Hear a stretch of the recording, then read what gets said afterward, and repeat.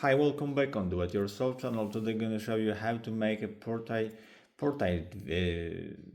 pictures in the Motorola H30 Neo. To making a portrait, set some portrait here and set for the application camera here.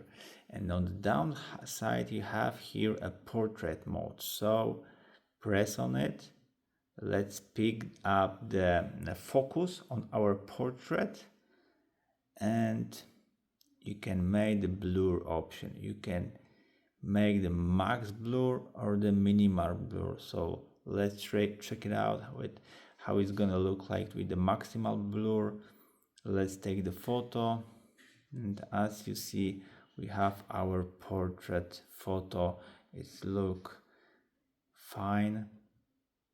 Let's try with the minimal blur. Set the photo. Let's compare these two photo. As you see in the maximum blur here, we have a much more blurring here than we have on the second photo.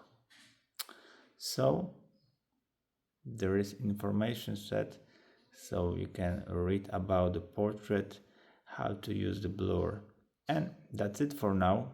So I hope the video is helpful for you. If yes, you can leave like, leave comment and leave subscribe, and see you by next video. Hey.